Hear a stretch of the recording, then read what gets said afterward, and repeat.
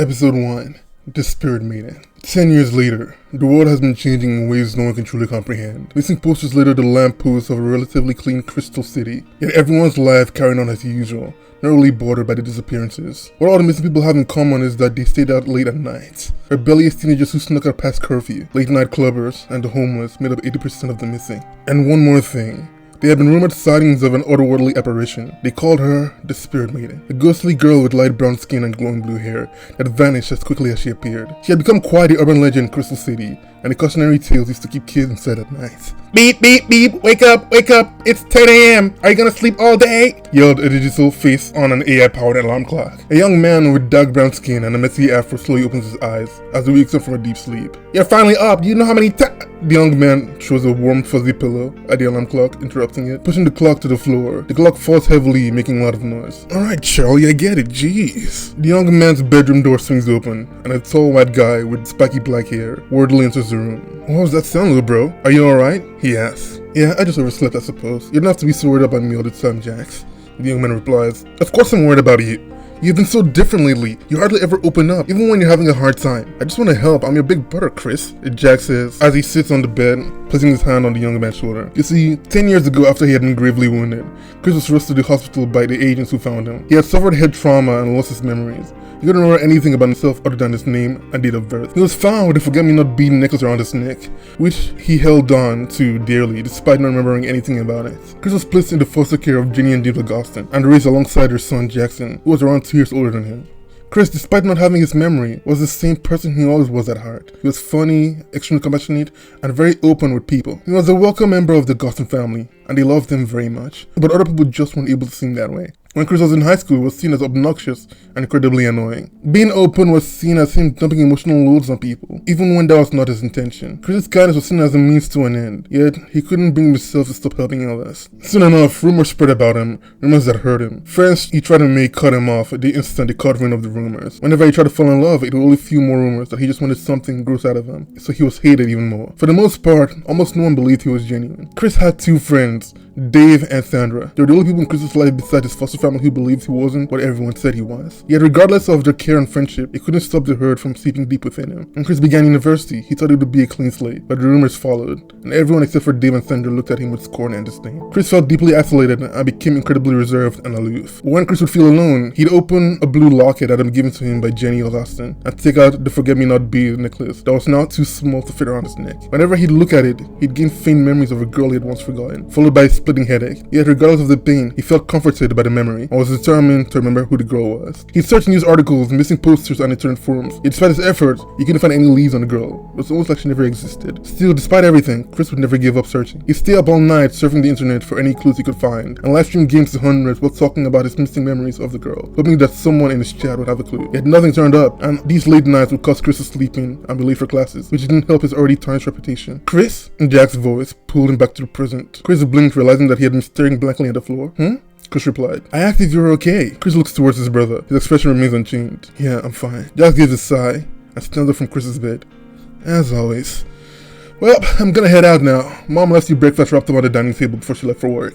You eat something before you leave, okay?" "Sure thing, bro," Chris replied, getting off his bed and stretching. "And," Jack pauses, "please be nice to Charlie," Jack says, pointing at Chris's alarm clock on the ground. Jack's leave and Chris picks up his alarm clock and puts it on the bedside drawer. He takes a nice shower and puts on clean underwear and wears a nice plain fitted black shirt, baggy black jeans, black and red boots, and ties a headband around his forehead. Chris rushes downstairs and hurriedly he eats the breakfast prepared for him.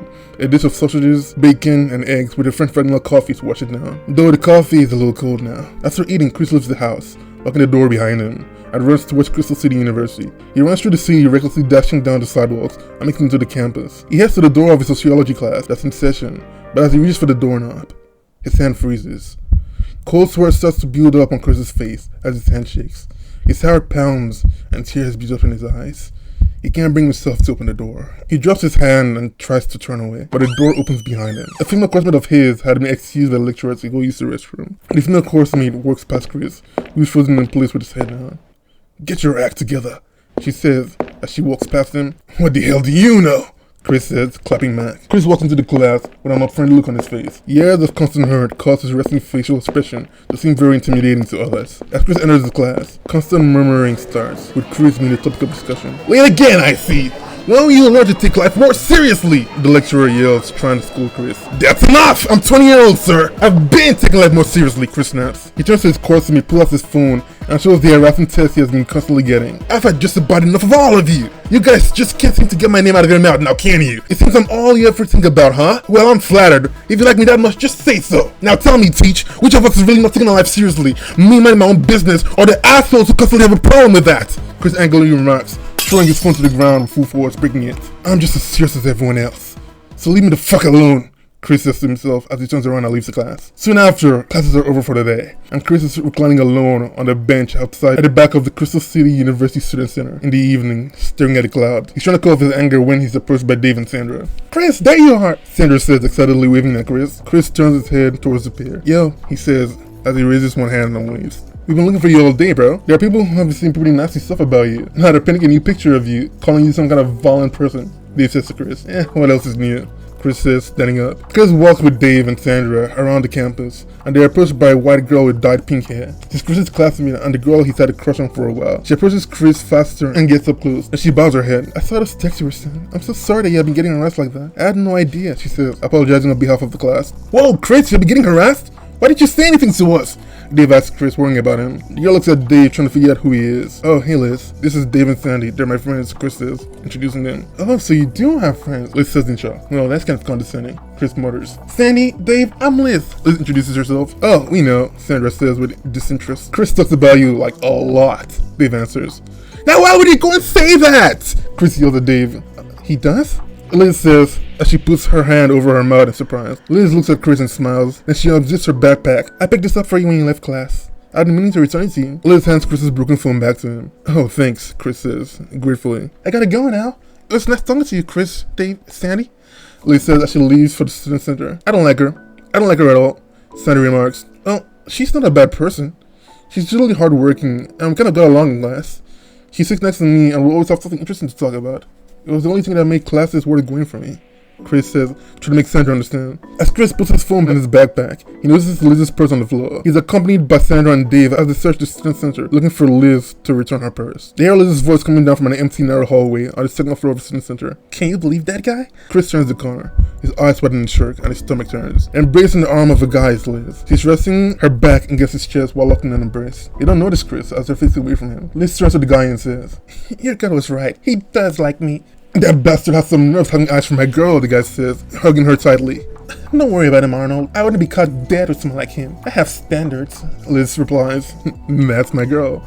Arnold replies. Liz, still locked in Arnold's embrace, turns her head towards his, and they kiss each other on the lips. Sandra and Dave witness the scene.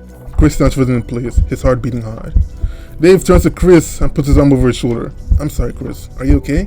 Dave says, warmly trying to console Chris. I'm fine, Chris says. He hands Liz's purse over to Dave and starts walking away. Sandra angrily snatches the purse from Dave and throws it with full force at Liz and Arnold, first to kissing, and then it hits them. Then Sandra and Dave walk the heartbroken Chris home. At the door, Chris enters and heads straight to his room without saying goodbye to his friends. Jax goes to the door to see them off, and Dave and Sandra inform Jax about the situation before leaving. Chris lies in bed, tears leaking from his eyes uncontrollably. He opens his locker and pulls out his forget-me-not bead necklace, a piece of jewelry that has now become his greatest source of comfort. He looks at it and gets flashes of memories from his childhood again. He remembers running away with someone. He remembers carrying her on his back and desperately trying to protect her. Then he remembers her calling his name as he lost consciousness. However, he still can't remember her name or her face. After recalling this, he gets a splitting headache, which causes him to lose consciousness. It's almost midnight now, and Chris wakes up. He looks at his broken phone, and the heartbreak and emptiness ache through his body again. He puts on a headphone with ambient chillwave music and sneaks outside the house. The street like a canvas are painted orange by the streetlights, and the only sound that can be heard are the warm mechanical buzzing of said lights. Tonight is eerily quiet. Usually, despite the disappearances, people still wander the streets. Workers who close late, rebellious kids breaking curfew. Tonight, however, not a single soul can be found, not a car in sight.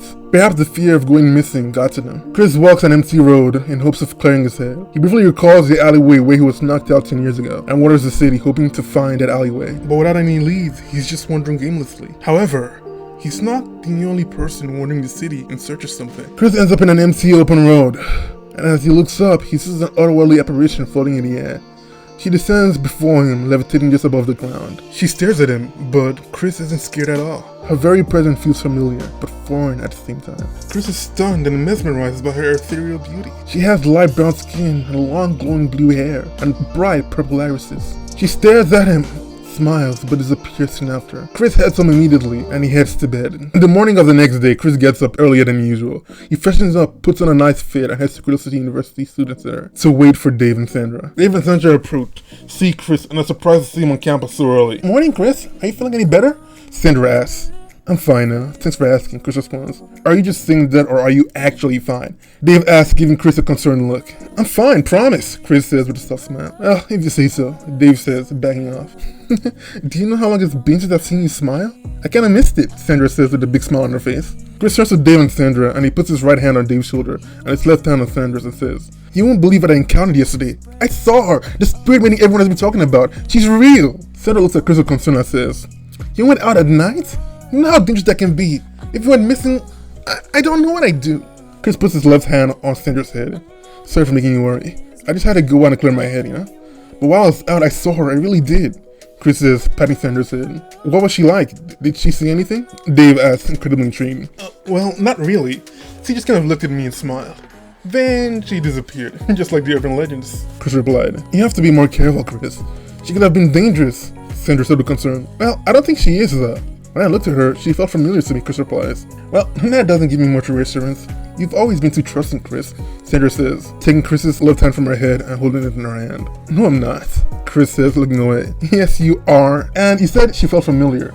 Could she be the girl you've been looking for? Dave says, taking Chris's right hand off his shoulder. I don't know.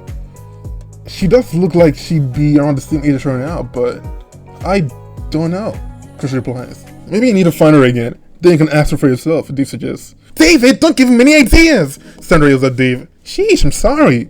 Dave apologizes to Sandra. Alright, I'll be off now. Classes are about to start, Chris says, waving his friends goodbye. See ya, Chris, Dave says as he waves back and leaves. Take care, Chris, Sandra says as she walks away. She pauses, runs back towards Chris, hugs him, and whispers, If you see Liz, call her a bitch for me, please. Then she releases him, waves, and leaves. Chris enters his sociology class. Liz runs in with her arms open for a hug. Chris walks past her and looks at her and says, Bitch. He pushes Liz's seat away from his and sits down. The day goes on as usual. Chris distances himself from Liz. He is hated more so by his coursemen now that he's openly mean to what everyone calls the kindest girl in class. The school day ends and Chris, Dave, and Sandra part ways and go home. Chris lies in bed till midnight. He goes outside determined to find the spirit meeting again. He walks around the city, and when he goes down the road where he last encountered her the night before, he encounters a girl lying down on the floor bruised and bloodied, with a spherical blue gem by her side. Upon closer look, Chris realizes her striking blue hair and light brown skin. It's the spirit maiden. However, she's still in physical form and she's hurt.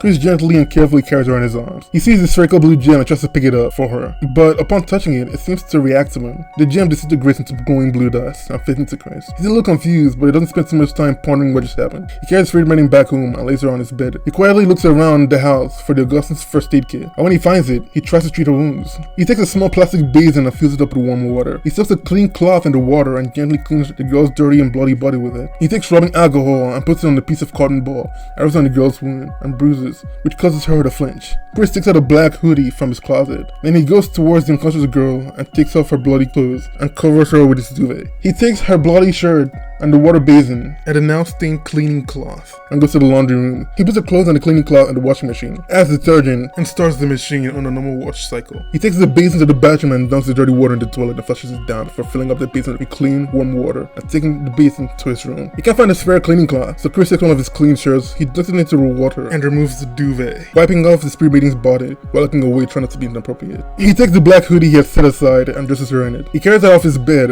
removes the bed sheet that has now been stained with her blood, and while carrying her in his arms, lays the duvet on the bed, then lays the girl on the bed, then pulls out a blanket from his closet and covers her in it. Chris takes the bed sheet and his now steam cleaning shirt and puts them in a laundry basket. He takes the water basin to the bathroom and dumps the water on the toilet, then flushes it. Then he goes back to his room, takes the laundry basket and keeps it in the laundry room. Chris heads back to his room. He hops on his gaming setup and live streams a battle royale to hundreds of people under the alias Cupid.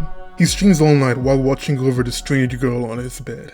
It's morning now. The strange girl wakes up. She looks around the room and sees a strange guy half asleep sitting on a chair at his desk. He's trying his hardest to keep himself awake, but is failing miserably. She sits upright on his bed and the sound of her sitting up alerts him. "Oh, you're finally up. Are you feeling okay?" he says with tired eyes and a warm smile on his face. Upon seeing him, her eyes start welling up with tears, and she says, "It's you."